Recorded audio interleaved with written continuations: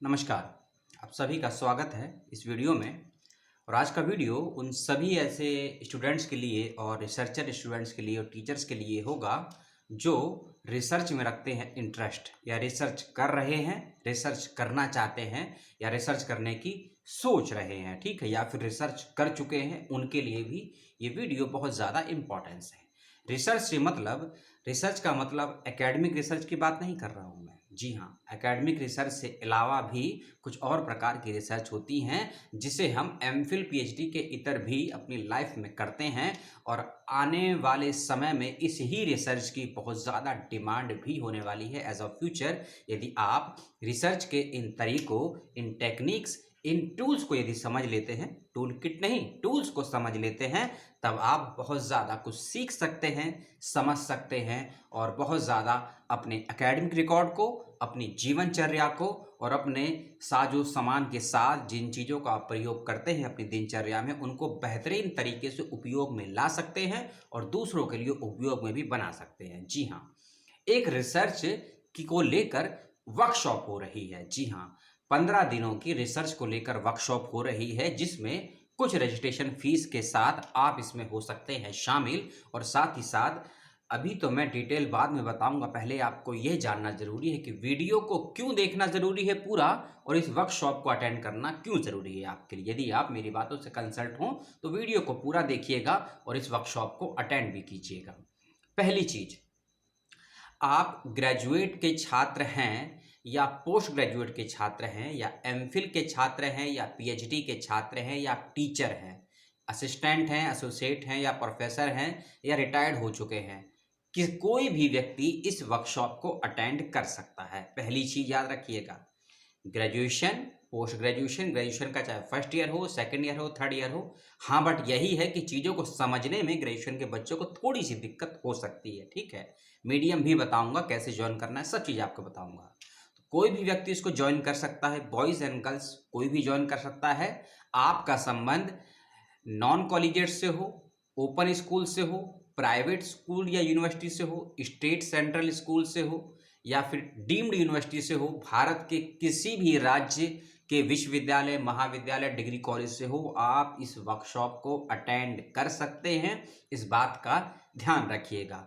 अगली चीज, लैंग्वेज की बात आती है।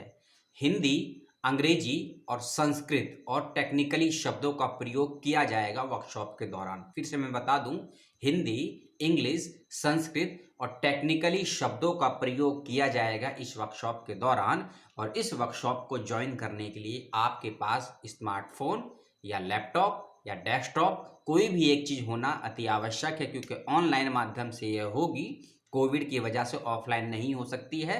तो यदि आपके पास ये संसाधन है तो आप इसको ज्वाइन करिएगा, ठीक है। 3 मिनट हो चुके हैं और आपने 3 मिनट देखा है, तब आपके मैं 10 मिनट और लूँगा।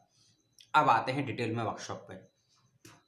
15 मार्च से लेकर 30 मार्च 2021 के मध्य में ये वर्कशॉप होने वाली है। थोड़ी सी तबीयत ठीक नहीं है, इसीलिए ये भूषा पहन रखी है, ठीक है। 15 से लेकर 30 मार्च के बीच 2021 में ये वर्कशॉप होने वाली है। प्रतिदिन 2 से ढाई घंटा ये वर्कशॉप में आपको अपना समय देना है, ठीक है। इस बात का ध्यान रखिएगा। जरूरी लिंक, फोन नंबर, हेल्पलाइन मैं डिस्क्रिप्शन बॉक्स में दे दूंगा। सबसे पहले आप इन्फॉर्मेशन को सुन लीजिए और ध्यान से सुन लीजिए, ठीक है। अब समझिए इसका थीम या विषय क्या है, किस विषय के आसपास यह वर्कशॉप चलेगी। जैसा कि मैंने कहा, आपके पास लैपटॉप, स्मार्टफोन या टैब या डेस्कटॉप होना चाहिए, तभी आप इसको वर्कशॉप को यूज कर सकते हैं। लेकिन आपके मन में ये सवाल जरूर उठेगा कि रिसर्च का इन चीज़ों से क्या संबंध है। जब हम कोई भी रिसर्च करते हैं, हर चीज़ें हमें लाइब्रेरी या किताबों से प्राप्त नहीं हो सकती है। हम उसके लिए फील्ड में जाते हैं, हम उसके लिए जर्नल्स के पास जाते हैं, जो बड़े बड़े जर्नल छपते हैं। हम रिपोर्ट्स का हवाला लेते हैं, एक राज्य से दूसरे राज्यों में जाते हैं, हम तकनीकी का प्रयोग करते हैं, ठीक है। इन सभी संसाधनों का प्रयोग हम इसीलिए करते हैं कि बेहतरीन से बेहतरीन प्रमाणों को सत्यता के साथ समाज को दे पाएं और इससे एक नई विचारधारा, नए सिद्धांत, नई वैचारिकी का जन्म हो सके और लोग उससे कुछ सीख सकें, समझ सकें, ठीक है। आप जो ये वीडियो देख रहे हैं, वह देख रहे होंगे यूट्यूब पर, या आपने यूट्यूब में भी लैपटॉप या पीसी या फ़ोन पर, लेकिन आपने कभी सोचा समझा है यह यह यूट्यूब पे जो वीडियो देख रहे हैं ये काम कैसे करता है, ये रन कैसे करता है, क्या इसकी एल्गोरिदम होती है, क्या इसकी भाषा होती है? क्योंकि यह विषय है लिंग्विस्टिक का, और उसमें अगर एक शब्द जोड़ दिया जाए वह है कंप्यूटेशनल लिंग्विस्टिक का। जी हाँ, कंप्यूटेशनल लिंग्विस्टिक। और विश्व के कई मुल्क ये मानते हैं, या कहें कि अधिकांश मुल्क ये मानते हैं कि कंप्यूटर को जिस भाषा में सबसे बेहतरीन तरीके से रन किया जा सकता है, यानी कि उसको समझा जा सकता है, चलाया जा सकता है, यूज़ किया जा सकता है, तो वह लैंग्वेज है संस्कृत भाषा। जी हाँ, संस्कृत लैंग्वेज की वह लोग बात करते हैं, इसलिए जर्मनी में, फ्रांस में, जापान में और अमेरिका में इस पर बहुत ज़्यादा काम हो रहा है संस्कृत भाषा में, कि कंप्यूटर की एल्गोरिदम को संस्कृत में कैसे बनाया जा सकता है और संस्कृत का यूज़ कैसे हम आईसीटी के सेक्टर में बेहतरीन तरीके से कर सकते हैं। ठीक है, इन सभी चीज़ों की समझ और जानकारी आपको इस वर्कशॉप में मिलने वाली है। ठीक है ना, इस बात का ध्यान रखिएगा। मैंने मोटा मोटा बताया है आपको, संकेतात्मक रूप में कुछ कुछ पॉइंट्स बताए हैं, लेकिन डिटेल में 15 दिनों में आपको और भी ज़्यादा टॉपिक्स के विषय में जानकारी मिलेगी इस वर्कशॉप के दौरान। अब आते हैं अगली चीज़ पर। जूम एप्लीकेशन पर आप इसको अटेंड करेंगे। पहली चीज़, गूगल मीट पर आप इसको अटेंड करेंगे या यूट्यूब पर अटेंड करेंगे। तीनों ही माध्यमों पर लाइव सेशन को आप अटेंड कर सकते हैं। उसके लिए करना होगा रजिस्ट्रेशन और देनी होगी कुछ आपको फीस।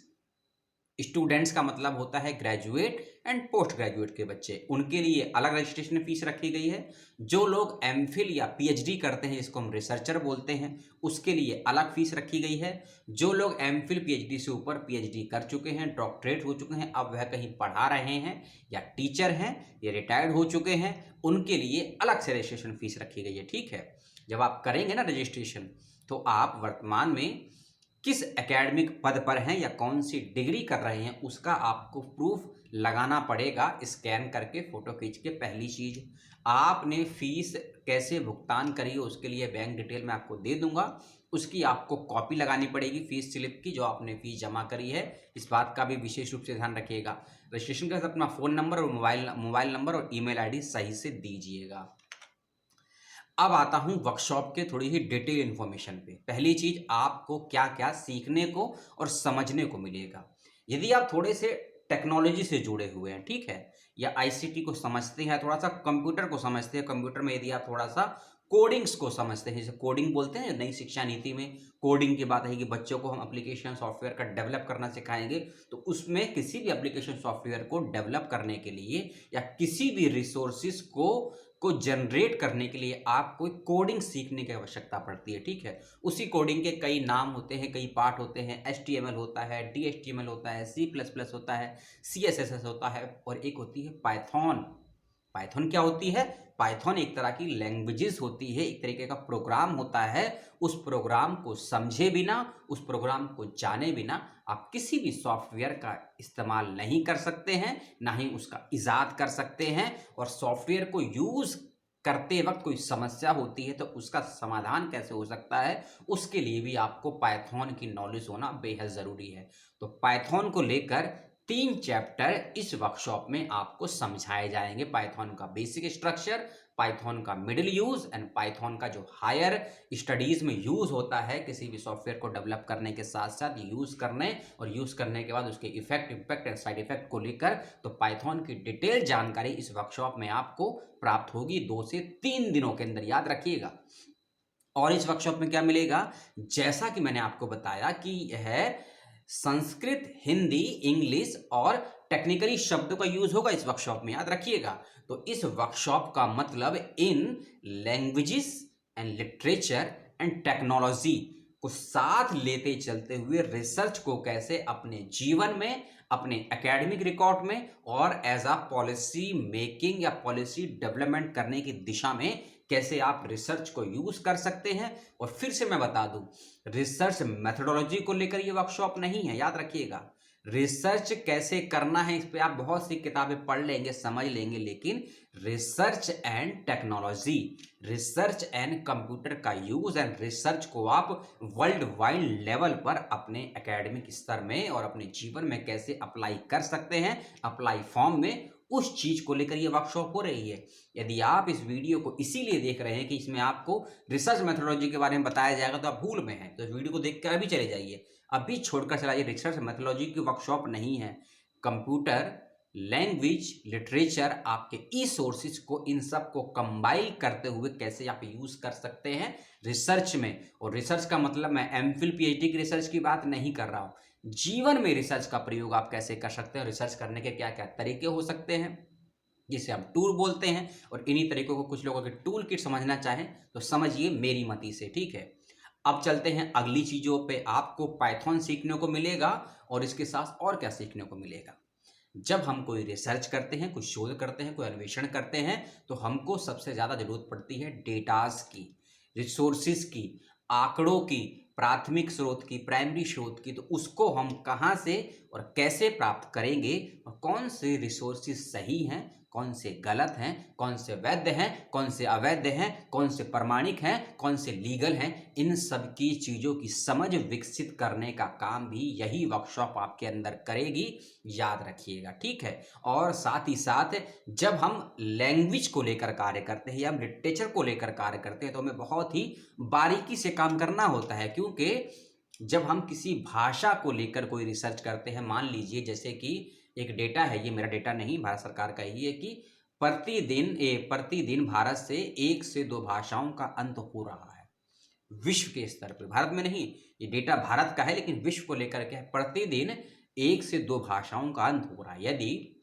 ये डेटा आपके पास है, ठीक है, और यूएन का और डब्ल्यूटीओ का डेटा कुछ और भी कहता है, वह लगभग 16 भाषाओं की बात करता है कि 16 भाषाएं प्रतिदिन विश्व से नष्ट हो रही हैं, विलुप्त हो रही हैं, लुप्त हो रही हैं। यदि ये डेटा है आपके पास तो किसी भाषा को सुरक्षित कैसे रख सकते हैं, किसी पुरानी से पुरानी भाषा का प्रयोग आज के समय में कुछ बदलाव, कुछ चेंजेस करके हम कैसे कर सकते हैं, इस प्रकार के कार्यों में जो रिसर्च होता है उसके लिए लिंग्विस्टिक रिसर्च की बहुत ज़्यादा आवश्यकता होती है। और लिंग्विस्टिक रिसर्च के क्या टूल्स, क्या टेक्नोलॉजी, क्या टेक्निक्स होते हैं और क्या उसका लिंग्विस्टिक साइंस होता है, उस चीज़ को समझने के लिए आपको भाषा विज्ञान की थ्योरी में नहीं ले जा रहा हूँ, लेकिन उस चीज़ को पकड़ने के लिए आपको रिसर्च की एक मेंटली थिंकिंग आपके अंदर डेवलप होना बेहद ज़रूरी है। चाहे आप ग्रेजुएट हो, पोस्ट ग्रेजुएट हो, रिसर्चर हो, या डॉक्टरल हो, पोस्ट डॉक्टरल हो, या टीचर हो, प्रोफेसर हो, उससे कोई फर्क नहीं पड़ता है। क्योंकि गांधी जी जैसे व्यक्ति के पास भी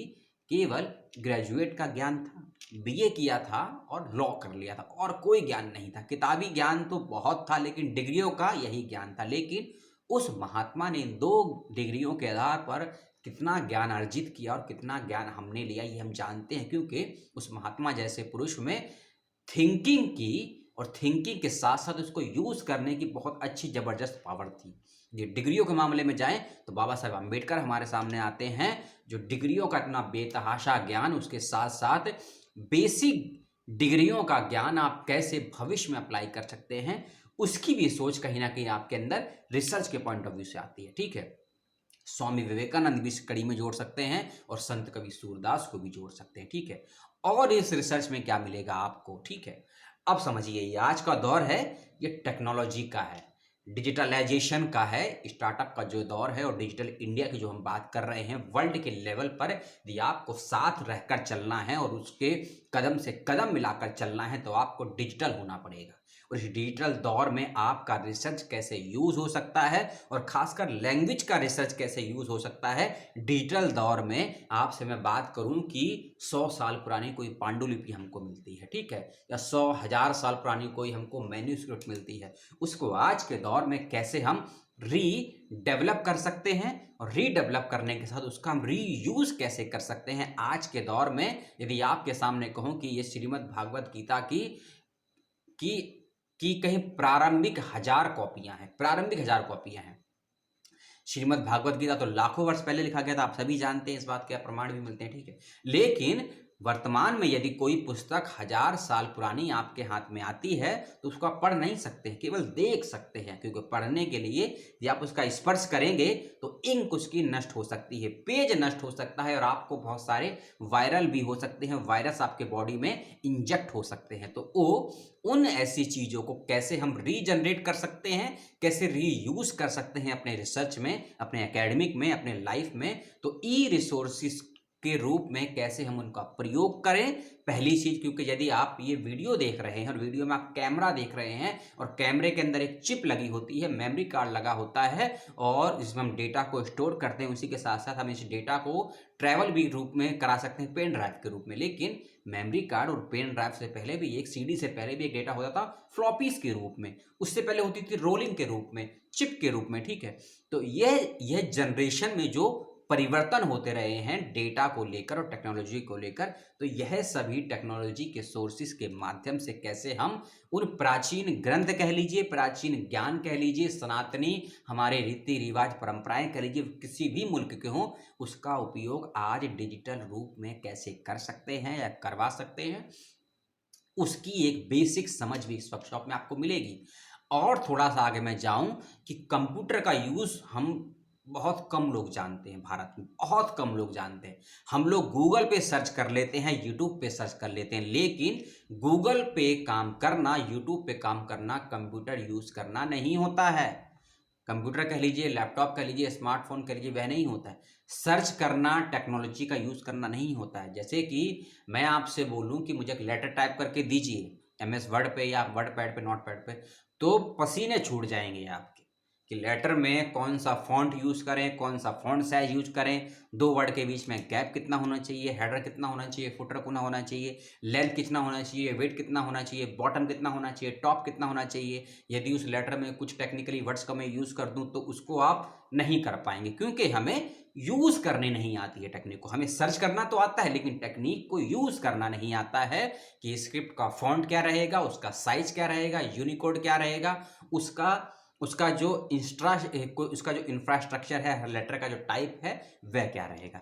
यदि मैं आपसे कहूं कि यह 10 वेबसाइट है, मुझे यहां से ई रिसोर्सेज निकालिए, किसी हिस्ट्री या ज्योग्राफी के प्रोजेक्ट को लेकर मुझे वहां से डेटा निकालिए और डेटा को आप एक इंफॉर्मेशन से नॉलेज में कन्वर्ट करके मुझे दीजिए, तब भी आप नहीं कर पाएंगे कंप्यूटर, क्योंकि हमें कंप्यूटर पे सॉफ्टवेयर को यूज करना तो छोड़ दीजिए, हमें कंप्यूटर ही यूज करना नहीं आता है।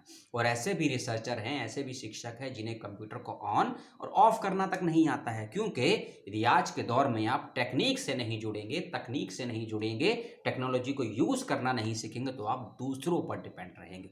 और जब आप दूसरों पर डिपेंड रहेंगे तो आप अपने तरीके से काम नहीं कर पाएंगे, आपको औरों के तरीके से काम करना होगा और काम सीखना होगा, ठीक है।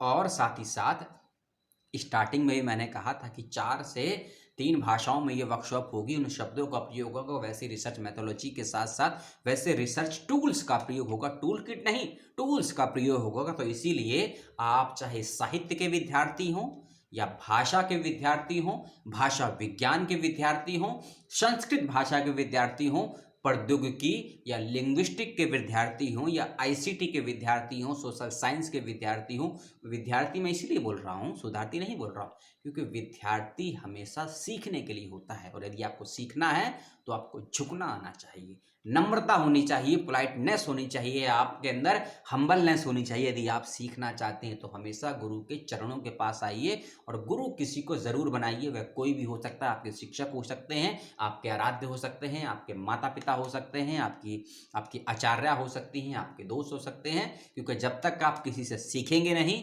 तब तक आप कुछ जीतेंगे नहीं। इसलिए सीखना शुरू तो जीतना शुरू, सीखते रहिए, समझते रहिए और इस वर्कशॉप में कर लीजिए पार्टिसिपेट। और फिर से मैं कह दूं, दिल्ली विश्वविद्यालय के कॉलेज के माध्यम से यह हो रही है। कॉलेज का नाम है कमला नेहरू कॉलेज, दिल्ली के साउथ कैंपस के नज़दीक यह कॉलेज है। साउथ कैंपस थोड़ा दूरी है, लगभग 15 किलोमीटर का गैप पड़ेगा, लगभग कमला नेहरू कॉलेज है और 3 प्लेटफॉर्म पे आप इसको अटेंड कर सकते हैं, कुछ रजिस्ट्रेशन फीस है। अब मैंने डिटेल में आपको बता दिया है 20 मिनटों में कि इस वर्कशॉप में क्या आपको सीखना है, कैसे सीखना है और क्यों सीखना है, क्या सीखना है, कैसे सीखना है और क्यों सीखना है। यदि आप क्या सीखना चाहते हैं तो इस वर्कशॉप को अटेंड कीजिए, उस क्या चीज़ का उपयोग लाइफ में कैसे करेंगे, अपने एकेडमिक में कैसे करेंगे, यह जानना चाहते हैं तो भी इसको अटेंड कीजिए। और फिर से मैं कह दूं कि यूट्यूब, जूम और गूगल मीट तीनों पे अटेंड कर सकते हैं, लेकिन अटेंड करने के लिए आपके पास एक जो लिंक आता है, यानी कि हर किसी का लिंक होता है ना, एक माध्यम होता है, वह प्राप्त आपको तभी हो पाएगा जब आप करेंगे इस पर नामांकन, रजिस्ट्रेशन। वीडियो आपको अच्छा लगा हो तो लाइक कमेंट शेयर जो करना है करिए, लेकिन कोई बात समझ में ना आई हो जो मैंने आपको बताई, कुछ और जानना चाहते हैं इस वर्कशॉप के विषय में, तो यूनिवर्सिटी से संपर्क कीजिए, सॉरी इस कॉलेज से संपर्क कीजिएगा। और यदि आप कुछ मुझसे जानना चाहते हैं तो कमेंट बॉक्स में अपना सवाल छोड़ दीजिए, और सवाल यदि डिटेल में है, लंबा चौड़ा है, बड़ा है, तो अपना ईमेल आईडी लिख दीजिए कमेंट बॉक्स में, या मुझे ईमेल से अपना सवाल भेज दीजिए, मैं आपको जवाब दे दूंगा। ठीक है, तो यह था 20 से 22 मिनट का वीडियो। आपने देखा और पसंद किया, यह तो आपका रिस्पॉन्स बताएगा। किसी और दिन किसी और विषय के साथ बहुत जल्द आपसे पुनः मिलूंगा।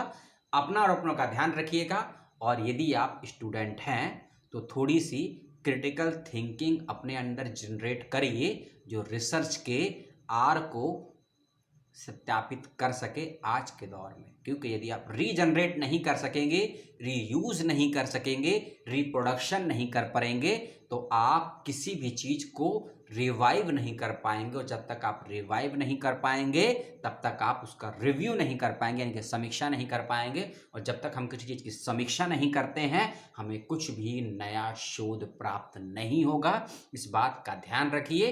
रिपीट कर देता हूं, वर्कशॉप को अटेंड कीजिए। बहुत कम रजिस्ट्रेशन फीस है, इतनी फीस है कि आपके एक हफ्ते की पॉकेट मनी से भी कम है। बहुत लोगों का ये हफ्ते का पॉकेट मनी हो सकता है, बहुत लोगों का महीने का पॉकेट मनी भी हो सकता है, क्योंकि हर किसी की भारत में आर्थिक स्थिति अलग अलग है। सच्चर कमेटी की रिपोर्ट पर या यशपाल कमेटी की रिपोर्ट पर नहीं जा रहा हूँ, वर्तमान दौर की बात कर रहा हूँ। टेक्निक से जुड़े हैं, कुछ पाना है तो कुछ खोना पड़ता है, और कुछ लेना है तो कुछ देना पड़ता है, क्योंकि वर्तमान दौर कंज्यूमरिज्म का है। ठीक है, व्यापारीकरण का है। उसके दौर में एक और वर्कशॉप आपके लिए आएगी बहुत जल्द, जिसकी सूचना आपको मिलेगी अगले से अगले वीडियो में। तब तक के लिए जय हिंद, जय भारत और सलाम, शब खैर।